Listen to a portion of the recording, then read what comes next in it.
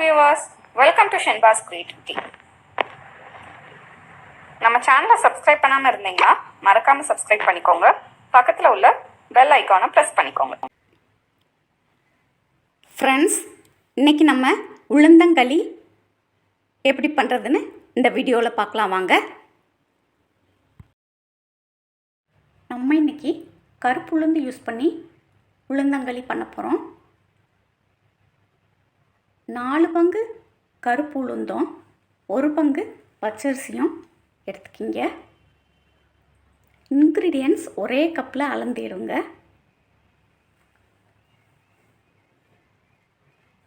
இப்போ ஒரு பேனில் கருப்பு உளுந்தை போட்டு மிதமான சூட்டில் வறுத்துக்கலாம். நம்ம உளுந்தை வாசனை வர்ற வரைக்கும் வறுக்கணும்.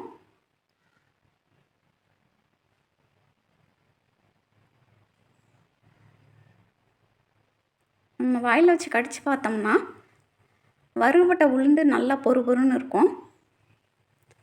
இப்போ பச்சரிசியையும் நம்ம பேனில் போட்டு வறுத்துக்கலாம். அரிசி நல்லா பொரியிற வரைக்கும் வறுக்கணும். அடுப்பு ஆஃப் பண்ணிடுங்க.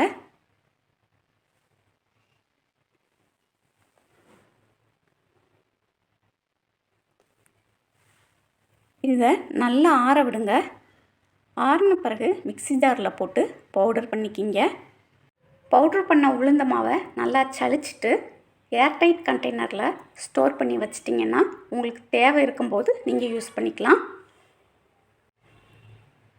உளுந்தங்களிக்கு கருப்பட்டி நல்ல டேஸ்ட்டை கொடுக்குது.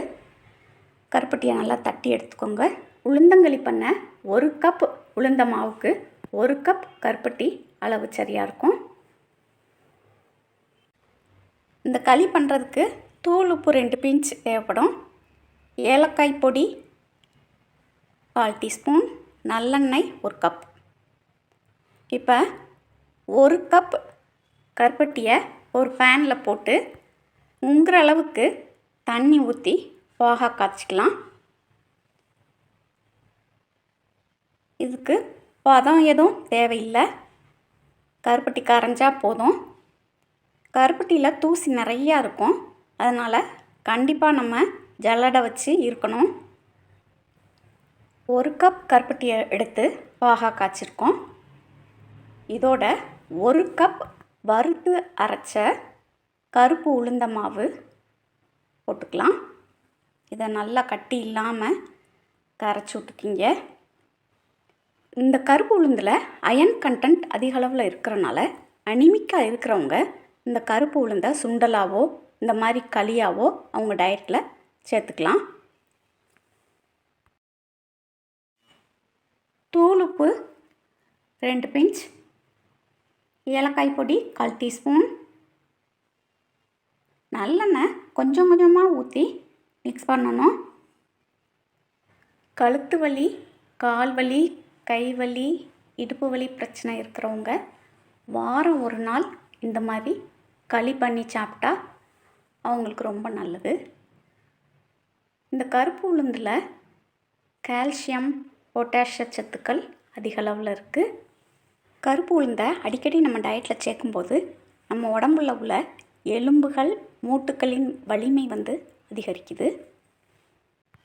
கருப்பு உளுந்தில் நார்ச்சத்து அதிக அளவில் இருக்குது. நார்ச்சத்து நிறைந்த இந்த கருப்பு உளுந்தை டயபெட்டிக் பேஷண்ட்ஸ் அவங்க டயட்டில் சேர்க்கும்போது அவங்களுக்கு சுகர் லெவல் கண்ட்ரோலில் இருக்கும். நோய் எதிர்ப்பு ஆற்றலை அதிகரிக்கும் சத்துக்கள் இந்த கருப்பு உளுந்தில் நிறைஞ்சிருக்கு. குழந்தைகள் முதல் பெரியவர்கள் வரை கருப்பு உளுந்தில் செய்கிற உணவை வாரம் ஒருக்க நம்ம டயட்டில் சேர்த்துக்கிட்டோம்னா நம்மளோட ஆரோக்கியத்துக்கு மிகவும் நல்லது. ஒரு ஸ்டேஜுக்கு அப்புறமா எண்ணெய் குடிக்காது, எண்ணெய் விட ஆரம்பிக்கும். இந்த மாதிரி சுருளை கிண்டும் போது சைட்லெலாம் எண்ணெய் விடுத்து பாருங்கள். ஏஜ் அட்டன் பண்ண குழந்தைகள் மற்றும் ப்ரெக்னென்ட் லேடிஸ்க்கு இந்த உளுந்தங்களி ரொம்ப நல்லது. நீங்களும் இந்த ரெசிபி உங்கள் வீட்டில் கண்டிப்பாக ட்ரை பண்ணி பாருங்கள். தேங்க்யூ.